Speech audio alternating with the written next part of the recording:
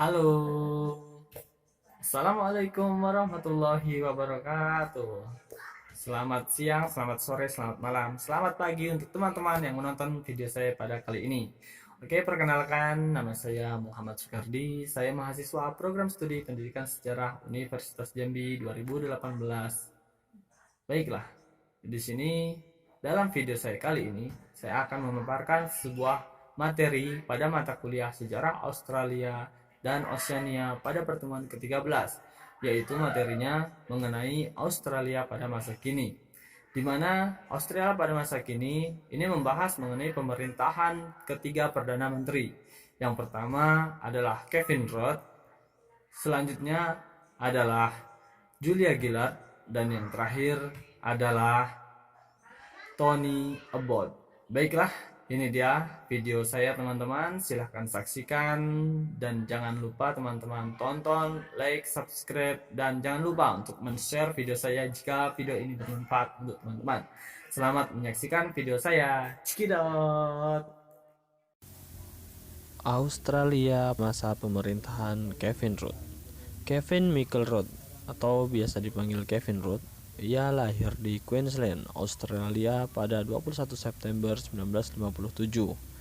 Adalah seorang politikus Australia. Dia bertugas sebagai Perdana Menteri Australia dan pemimpin Federal Partai Buruh Australia sejak 3 Desember 2007 hingga 24 Juni 2010 dan menjabat kembali sejak 27 Juni 2013 hingga 18 September 2013. Ia adalah anggota Australia House of Representatives sejak 1998 yang mewakili daerah pemerintah Griffith di Queensland. Pada pemerintahan Perdana Menteri Julia Gillard yang menduduki jabatan sebagai Menteri Luar Negeri Australia dari 14 September 2020, namun pada tanggal 22 Februari 2012 secara mendadak ia mengundurkan diri dari jabatannya. Hubungannya dengan Asia. Sebelum terpilih sebagai ketua ALP, ia dikenal sebagai seorang diplomat. Ia pernah bertugas di Stockholm dan Beijing. Rudd yang fasih berbahasa Mandarin juga pernah terpilih sebagai anggota parlemen pusat pada tahun 1988. Rudd pernah berkuliah di Universitas Nasional Australia yang terletak di ibu kota Australia, Canberra. Jurusan utama Rudd adalah bahasa Tionghoa serta sejarah Cina. Pada waktu itu, ia pun mulai belajar dan menguasai bahasa Mandarin yang bagus sekaligus memperoleh sebuah nama Cina, yaitu Lu Kewen atau Hanzi tradisional atau dalam Hanzi. Marga Cina Rudd, Lu, berdasarkan suara fonetik marganya Rudd, sebab kedua nama tersebut memiliki huruf hidup U serta huruf mati awal yang mengucapkannya cukup mirip dalam banyak bahasa asing, yakni R atau L. Walaupun nama Cinanya Kewen secara dekat menyerupai alih aksara resmi nama barat Kevin dalam bahasa Mandarin, Kaiwan. Namun nama-nama ini juga merupakan nama Cina yang asli pula. Australia pada masa pemerintahan Julia Gillard. Gillard lahir di Wales, Inggris pada tahun 1961. Ia dan keluarganya pindah ke Adelaide, Australia setelah Gillard diagnosa terkena bronkopneumonia. Karena imigrasi ini, keluarga Gillard memiliki kewarganegaraan ganda sampai Julia Gillard sendiri meninggalkan kewarganegaraannya Inggris di Australia. Gillard bersekolah di Unley College hingga ia mendaftarkan kuliah di University of Adelaide. Ia pindah lagi ke University of Melbourne pada tahun 1986. Setelah lulus, Gillard bekerja sebagai pengacara hingga ia mengundurkan diri pada tahun 1998 untuk mengejar karir politik. Pada tahun 2010, Rudd diler di partainya untuk memenangkan pemilihan umum berikutnya meskipun popularitas Rudd masih terbilang aman saat itu untuk memenangkan pemilu 2010. Bagaimanapun, para anggota partai merasa Rudd tidak akan menang, terutama karena Rudd yang dikenal sombong dan tidak mau berdiskusi dengan kolega partainya dalam pengambilan keputusan. Gillard akhirnya keluar dan memutuskan melawan Rudd dalam tantangan kepemimpinan. Rudd dikalahkan dan akhirnya Gillard menjabat sebagai Perdana Menteri Australia sekaligus pemimpin ALP. Tantangan Gillard adalah memenangkan ALP dalam pemilihan umum mendatang. Gillard menolak tinggal di kediaman resmi Perdana Menteri hingga ia terpilih pada tahun 2010 dalam pemilu. Gillard berhasil menang tipis terhadap oposisi Partai Liberal dan berhasil mempertahankan kursi Perdana Menteri. Meskipun demikian, partainya tidak memenangkan suara mayoritas di parlemen, namun posisinya terselamatkan karena berhasil membentuk pemerintahan minoritas yang didukung oleh anggota parlemen independen. Dalam ekonomi sendiri, Gillard berhasil mempertahankan anggaran Australia untuk tetap berada di surplus dalam memotong belanja pertahanan dan bantuan asing. Janji Gillard dalam mensurpluskan anggaran baru terwujudkan pada tahun keuangan 2012-2013. Meski pada bulan Desember 2012, Bendahara Wayne Swan mengumumkan bahwa pemerintah tidak akan mengejar surplus lagi karena memperhatikan situasi ekonomi global. Selain ekonomi, Gillard juga menghadapi masalah pencari suaka atau manusia perahu. Gillard mengembalikan ide di mana John Howard mengatasi hal ini dengan memindahkan para pencari suaka ke Nauru atau Papua New Guinea. RUU ini disahkan kembali dengan didukung oleh oposisi pada bulan Agustus 2012. Di luar negeri, Gillard mendukung Amerika Serikat dan meyakinkan Presiden Amerika Serikat Barack Obama bahwa Australia akan tetap mempertahankan dukungan pasukannya di Afghanistan dengan alasan untuk membantu mempertahankan tempat yang aman dari teroris di sana.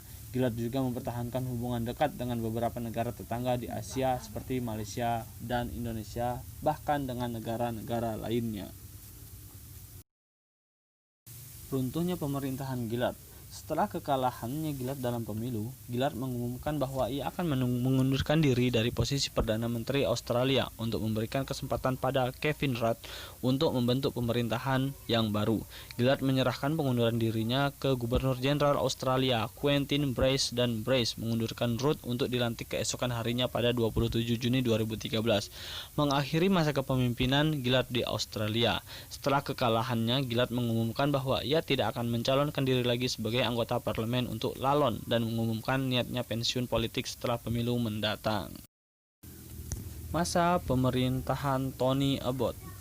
Tony Abbott menentukan berbagai kebijakan, antaranya kebijakan ekonomi. Meluncurkan kampanye untuk pemilu 2013, Tony Abbott menguraikan prioritas ekonomi koalisi, berjanji untuk mengatasi utang pemerintah, menghilangkan pemborosan dalam pengeluaran pemerintah, dan menurunkan pajak yang membebani industri dan bisnis. Abbott berjanji untuk memotong birokrasi dan mengurangi tarif pajak perusahaan. Dia berkomitmen untuk menghapuskan pajak karbon, menurunkan harga listrik dan gas, dan menghapus pajak pertambangan untuk meningkatkan investasi dan lapangan kerja. Mengenai hubungan industrial, dia berjanji untuk memindahkan bandul hubungan kerja kembali ke pusat yang masuk akal, memulihkan cop on the beat yang kuat di industri konstruksi, dan memukul pejabat serikat pekerja yang cerdik dengan hukuman yang sama seperti penjahat perusahaan. Joe Hodgkin, mantan Menteri Ketenaganegaraan dan Hubungan Tempat Kerja di pemerintah Howard, menjadi bendahara Australia, dan Senator Matthias Coman menjadi Menteri Keuangan di pemerintah Abbott. Kebijakan pada perdagangan. Abbott memimpin delegasi perdagangan ke Jepang, Korea Selatan, dan Cina. Ketiga ekonomi tersebut menyumbang lebih dari setengah dari sebuah perdagangan dua arah Australia. Pada akhir masa jabatannya, pemerintah Abbott telah membuat perjanjian perdagangan bebas dengan 3 negara. Pemerintah Abbott juga membentuk kelompok penasihat Jerman Australia untuk memberi nasihat tentang peningkatan hubungan perdagangan dan mengejar perjanjian perdagangan dengan Indonesia dan India. Dalam bidang pertahanan, periode pemerintahan Abbott melihat penurunan berkelanjutan dari keterlibatan Australia dalam konflik Afghanistan dan gerakan untuk meningkatkan kerjasama dengan China, Jepang, dan Amerika Serikat dalam operasi pertahanan regional, tetapi juga melihat kemerosotan, perang saudara Suriah, dan kebangkitan ancaman negara Islam bersama dengan ancaman terorisme Islam yang sedang berlangsung terhadap Australia dan sekutunya. Abbott berkomitmen untuk meningkatkan pengeluaran pertahanan hingga 2% dari PDB dalam 1 dekade.